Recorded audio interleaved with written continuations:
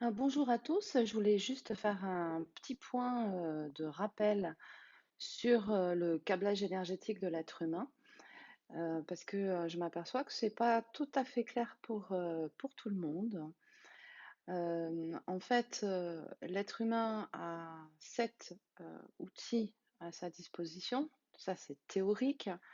Ces outils sont des flux d'énergie qui sous-tendent énormément de choses à l'intérieur de lui. Sauf que, tout d'abord, euh, effectivement, ces 7 flux existent, mais tous ces flux ne peuvent pas être réellement conscients et on ne peut pas encore, à l'heure actuelle, les utiliser vraiment en pleine conscience, hein. À l'heure actuelle, l'être humain est capable d'utiliser le flux 1 qui correspond à l'aspect minéral, qui touche, on va faire court, hein, ça touche d'autres choses, mais retenez os, muscles, sexe, minéral. Le deuxième flux qui correspond en fait à la dimension du végétal, hein, donc, qui correspond pour l'être humain à sa chimie, hein, le flux 1 correspondait à la mécanique, le flux 2 correspond à la chimie et également aux émotions. Et effectivement, dans la constitution de l'être humain, on sait maintenant que les émotions sont soutenues par la chimie du corps, entre autres par les neuromédiateurs, hein. Et le troisième flux qui là correspond à la dimension animale, euh, on est dans le service à soi, on est dans cette notion d'image, de statut social, cette notion de pouvoir, de possession, d'avoir. On est à ce stade de ce flux, l'utilisation de ce flux, on est plus des avoirs humains que des êtres humains. Ce qui compte, c'est la connaissance que l'on a accumulée, les diplômes qu'on a, c'est comme ça qu'on a une reconnaissance. Ce qui compte, c'est l'expérience, hein, c'est parce que ma famille a fait ça ou parce que moi j'ai fait ça, c'est comme ça que ça se fait et tout le reste, c'est de la connerie. Avec ce flux, on peut très vite être dans le je dois et le il faut et être également dans la comparaison et le jugement. Le quatrième flux, c'est le flux sentimental, hein, où là, on est tourné vers le service aux autres, avec cette notion de donner et recevoir, mais pas dans cette notion de troc qu'on peut avoir dans les flux précédents, surtout le flux numéro 3. C'est je donne parce que je sais que je recevrai, mais c'est pas forcément par la personne à qui je donne que je vais recevoir, hein. Là, dans ce flux, on est totalement dans l'être, dans le présent, hein, ce qu'on peut appeler aussi l'ici et maintenant. On sait que tout est impermanent, hein, l'impermanence de la vie. Tandis que dans le flux 3, on est dans la possession, hein, donc on a sa maison, c'est pour la vie, on a ses enfants, c'est pour la vie, on a son mari, c'est pour la vie, et on fait tout pour que tout soit sous contrat, tout soit bien verrouillé, et tout est pour la vie, quoi, hein. Alors que la vie est fluidité, la vie est dans l'impermanence, tout peut s'arrêter du jour au lendemain. C'est bien d'en être conscient et de fonctionner avec ça en arrière-plan, hein. C'est-à-dire, en fait, on retrouve ça aussi dans le tantra, c'est-à-dire que chaque instant est un nouveau départ, c'est-à-dire apprendre aussi à rencontrer l'autre comme si c'était la première fois qu'on le voyait, hein, sortir de l'habitude, sortir de cette fameuse connaissance et expérience du flux précédent. C'est aussi le flux du sens, donner du sens, un sens profond. Et aussi, c'est un flux qui nous permet de percevoir la symbolique, aussi bien la symbolique du corps que la symbolique du vivant en général, hein. Et c'est pour ça que aussi c'est un flux qui nous permet de mieux comprendre cette notion de fractal, cette notion d'hologramme, parce que en fait, quand on a une vision plus symbolique du vivant, on s'aperçoit qu'en fait, à tous les étages des systèmes du vivant, on retrouve les mêmes formes, on retrouve les mêmes symboles, on retrouve, voilà, on peut s'amuser avec ça et c'est ce flux-là qui nous donne cette connexion finalement à la partie du cerveau qui nous permet d'avoir ça. On retrouve ça aussi également chez les créatifs, hein, cette capacité à poser un regard différent, sur la vie, sur ce qui nous entoure et de ce fait-là, pouvoir voir des choses que d'autres ne verront pas. C'est le flux également de l'intuition et du savoir intuitif, hein. Alors, ce qui est important de comprendre, c'est qu'effectivement, on a un cinquième, un sixième, un septième flux, mais l'être humain au jour d'aujourd'hui, il a déjà bien grand-peine à utiliser ces 4 dimensions, hein.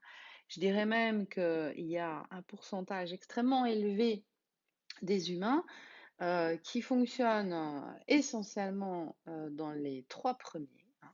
Donc ce qu'il faut comprendre quand même, je ne sais pas si vous voyez ma petite flèche là, hein. Ce qu'il faut comprendre, c'est que finalement, un et 2 ici travaillent en couple, hein. C'est ce qui se passe à l'intérieur de notre corps, dans la partie matérielle de notre corps. Ce que moi j'ai appelé la corporalité, hein. Quand je vais vous donner des informations sur la mécanique corporelle, évidemment, je me place, hein, au niveau de ces deux flux-là. Et puis, on a évidemment le troisième flux qui est le flux mental, hein, qui, lui, est censé travailler main dans la main avec le quatrième flux, justement pour adoucir, hein. On voit bien que le flux 1, c'est un flux qu'on qualifie de masculin, c'est-à-dire de structuré, de géométrique, euh, quelque chose de vraiment tangible, hein, qu'on peut prendre dans ses mains. Tandis que le 2 est un flux féminin, donc là c'est plus une vibration, c'est plus de l'information. C'est difficile d'attraper de la chimie comme ça. C'est pas tant la chimie, évidemment, on peut prendre des éléments chimiques dans sa main, mais est-ce qu'on peut saisir avec ses mains une équation chimique? C'est bien compliqué cette affaire-là. Est-ce qu'on peut saisir avec ses mains une émotion? Par contre, ouais, on peut prendre un os, on peut prendre un muscle, etc., hein. Donc on voit bien que dans ce flux numéro 2, on est dans quelque chose de beaucoup plus informationnel, de beaucoup plus vibratoire, et c'est ça qui va adoucir et informer la structure du 1, hein. Donc on retrouve la même chose, hein, au niveau du 3, c'est quelque chose de très structuré. Le mental, il structure. C'est avec votre mental que vous organisez votre planning, que vous prévoyez, que vous faites vos prévisionnels comptables, et puis que vous organisez votre emploi du temps, vos réunions, etc. Le mental vous sert aussi à gagner du temps, c'est-à-dire que c'est le mental qui vous permet de vous souvenir d'une recette de cuisine et puis aussi de savoir que voilà, le temps est structuré, hein, plus tout le reste. Donc on voit bien qu'en fait, ce mental est quelque chose de, comme le 1, de très structuré, de très géométrique. Et quelque part, on peut le palper, on peut vraiment le voir, parce qu'on va voir comment vous vous habillez, quelle voiture vous avez acheté pour exprimer votre statut social, votre apparence va nous donner quelque chose de très tangible. Tandis que dans le flux numéro 4, qui est un flux informationnel, qui est un flux vibratoire, un nouveau flux féminin, et qui est censé adoucir ce flux 3, euh, on a quelque chose de beaucoup plus éthéré, de beaucoup plus impalpable. C'est un flux sentimental, difficile de pouvoir véritablement euh, exprimer, montrer un sentiment profond. On va pouvoir utiliser des mots, on va pouvoir utiliser une caresse, on va pouvoir utiliser une attitude, mais c'est très difficile de dire, on peut dire en flux 3, ma voiture est rouge, parce que voilà, je veux me montrer, et puis ça me rappelle la Ferrari, le mythique, etc. Tandis que vous pouvez pas dire, mon sentiment, il est rouge. Voilà, on peut donner une teinte, on peut donner à travers une musique, on peut exprimer un sentiment, mais l'autre ne va pas le recevoir de façon aussi nette. Il va le recevoir avec ses propres perceptions, hein. Donc c'est un flux plus informationnel, plus doux. Et donc ce 3 et ce 4 sont censés fonctionner ensemble, sauf que, ça, je vous demande voilà, de l'entendre un peu en brut de décoffrage parce que, on n'en a pas encore parlé, mais le principe de l'être humain, c'est que entre ce flux 3 et ce flux 4, on a ce qu'on appelle le voile de l'oubli, c'est-à-dire qu'en fait, ce flux 4 est un flux qu'il va falloir aller chercher à l'intérieur de soi. C'est pas un flux qui nous est accessible comme ça, hein.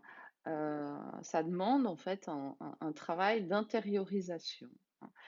Ici, 1, 2, 3, on est beaucoup tourné vers l'extérieur, hein, tandis qu'à partir de là, on doit se tourner à l'intérieur de soi pour le percevoir.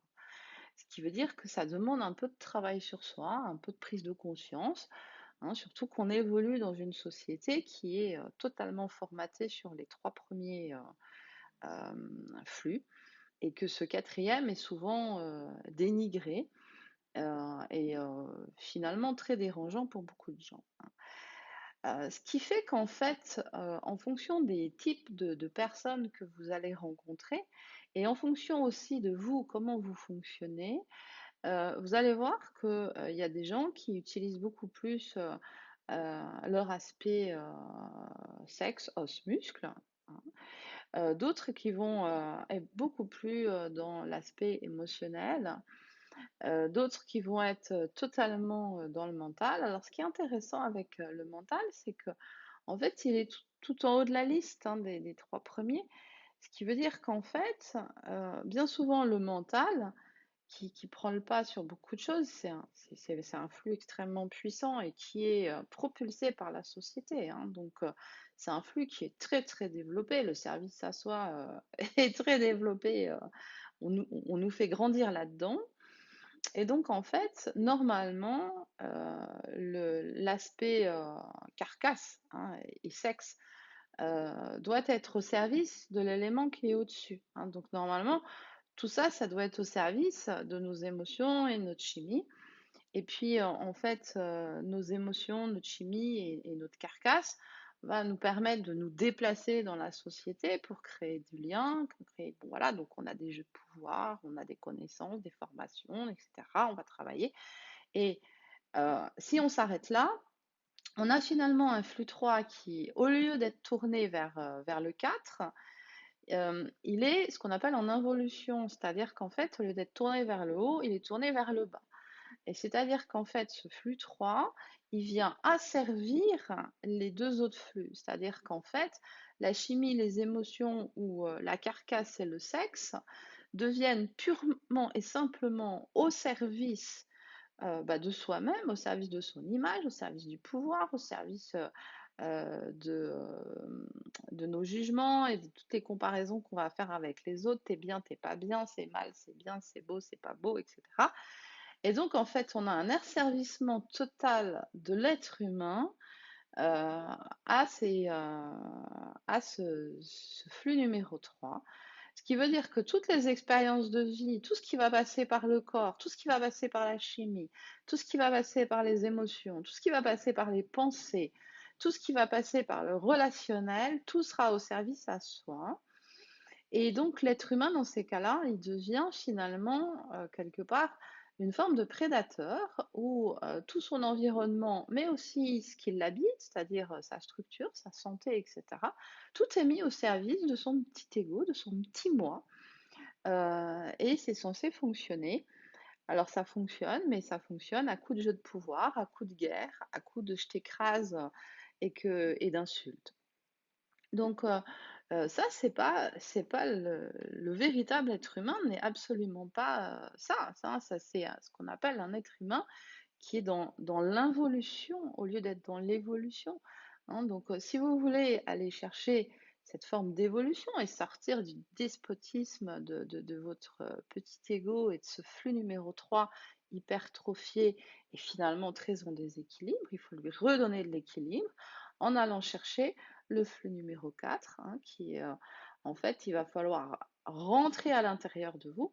Alors ça me permet de faire, une petite parenthèse, hein, parce que beaucoup de gens pensent qu'il faut aller travailler, hein, ça vous avez compris, hein, les flux en fait mis en mouvement par ce qu'on appelle les chakras. Alors, ça correspond aussi à des aspects psychologiques de l'individu, mais je veux la faire super courte aujourd'hui. Alors oui, effectivement, on a 7 chakras. Heu, oui, effectivement, je les ai notés ici, mais j'en parle pas pour la simple et bonne raison que je vous ai dit, on ne peut pas encore véritablement les conscientiser, hein. On n'est pas encore assez développé, assez grand pour pouvoir arriver, hein. Parce que déjà, rien que pour atteindre le flux 5, ça veut dire qu'en fait, on va être dans un flux qui est censé fonctionner avec le 6. Donc c'est un flux qui doit être tourné vers le haut. Or, si vous n'avez pas déjà, fait tourner ce moteur, hein, qu'on appelle le moteur de l'humain, si vous avez déjà pas fait tourner ce moteur et que celui-là, il est tourné vers le bas, bah, pour arriver là, il va falloir ramer un peu, hein. Donc, il y a une phase de transition qui est, j'adoucis un peu ce flux-là, je le remets à sa place, pour pouvoir, le tourner et là, donc dans ces cas-là, on accepte que ce flux sentimental, donc qui est un flux intérieur, hein, qui est un flux qui est connecté à plus grande soi, qui est connecté à notre véritable essence, c'est-à-dire pas à notre animalité, mais vraiment à notre partie beaucoup plus, esprit, heu et ben, ça veut dire que le mental devient au service de ce corps sentimental, au service de ce flux. Et donc, une fois que le mental il est arrivé au service de ce flux, c'est ce flux-là, pour arriver en 5, qui prend le lead. C'est le 4 qui va être au service du 5. Donc, ça veut vraiment dire que le 3, il doit avoir fait carpette, parce que sinon, on s'en sort pas. Donc, c'est pour ça que je ne parle pas de ça. Je fais une autre parenthèse, c'est qu'on nous parle effectivement du changement de paradigme, des changements, du nouveau monde, etc. Oui, on est dans un monde en 3D, je viens de le dire, avec, je dirais, le Dieu mental tout-puissant. On est en train de passer effectivement dans une prise de conscience qui fait que on arrive beaucoup mieux à se connecter à soi-même et à passer par ce qu'on appelle la voie du cœur. Alors la voie du cœur, c'est pas le cœur qui bat, on est bien d'accord, hein, c'est le cœur du réacteur, c'est le centre. Vous voyez que le 4, il est au milieu de tout ça, hein. Et donc c'est pas par le 7 qu'on va aller chercher la connexion à son essence, mais bien par le 4. Et si vous voulez un jour pouvoir aller chercher le 5, le 6, le 7, vous comprenez bien que c'est le 4 qui est central et qui vous ouvrira la porte, hein. Donc, on nous parle de quatrième dimension. Ouais, certains peuvent commencer à flirter avec, bien évidemment, mais la cinquième dimension, c'est pas pour demain. Oui, effectivement, on est déjà dedans, on est déjà câblé, on a déjà absolument tout ce qu'il faut pour y être, sauf que on a un déséquilibre, c'est ce flux 3 omnipotent et qui nous pourrit un peu la vie pour arriver à un niveau de conscience. Donc oui, le flux existe, oui, on est déjà connecté en partie à du 5, à du 6, à du 7, mais même bien plus que ça. Mais pouvez, vous ne pouvez pas de façon aisée, quotidienne et habituelle, fonctionner en permanence dans ces dimensions-là, hein. Voilà, c'est juste ça ce que je voulais vous dire. Donc comprenez que, le chat de l'aiguille, pour retourner vers vous, savoir qui vous êtes, c'est-à-dire vous rappeler de qui vous êtes, hein, c'est au niveau du cœur, c'est-à-dire au niveau du centre, hein. C'est le retour à soi et que, vous vous rappelez que vous n'êtes pas, heu, un animal ou un corps ou un être humain, c'est-à-dire, une partie matérielle qui va faire une expérience spirituelle, pas du tout. Là, en fait, le gap, c'est que vous vous rappelez que vous êtes un être spirituel qui est venu faire une expérience dans la matière. Et ça change tout. Ça veut dire que vous allez prendre, entre guillemets, vos ordres, non plus à travers vos instincts du 1, hein, que ce soit des instincts sexuels ou d'autres, que ce n'est pas à partir de vos émotions que vous prenez vos décisions, que ce n'est pas non plus forcément à partir du mental qui dit attention, c'est le mental est juste. C'est le mental ego, c'est-à-dire le petit ego qui est venu se greffer sur votre mental et qui tire la couverture à lui qui n'est pas juste, hein, OK? C'est important d'avoir une structure. Mais ce que je veux dire, c'est que ce n'est pas votre petit ego et votre besoin d'exister et de vous montrer, de vous mettre en sécurité et puis d'avoir des possessions, etc., qui va vous guider. Hein. Quand on a compris qui on était, on est guidé par cette partie esprit. Hein. Donc c'est la petite voix qu'on entend à l'intérieur de soi. C'est pour ça qu'il faut rentrer à l'intérieur de soi pour capter le flux du 4, qui est directement connecté à votre partie esprit. Alors vous l'appelez comme vous voulez, votre source, votre esprit directeur, votre soi supérieur. Moi je m'en fous, ça n'a pas d'importance. J'appelle ça un flux qui correspond à votre essence et qui a en lui absolument toutes les informations, un flux féminin, qui a absolument toutes les informations qui vous sont nécessaires pour vivre en tant qu'être spirituel incarné dans la matière. Et je vous rappelle que l'être spirituel incarné dans la matière est un être qui naît de droit, connecté à l'abondance, connecté à la pleine santé, connecté à la joie et à l'enthousiasme. Hein. Donc, pour arriver à connecter ce flux, rentrez à l'intérieur de vous-même. Cherchez pas à vous faire décalcifier la pinéale pour joindre du 7. Hein. Vous allez finir complètement fou parce que ça joue avec des flux d'énergie que votre corps n'est absolument pas capable de gérer. Arrêtez-vous au 4 quelques instants, rappelez-vous de qui vous êtes, connectez-vous à votre essence et prenez vos informations à cet endroit-là et pas à l'extérieur de vous. Voilà ce que je voulais vous dire. À bientôt!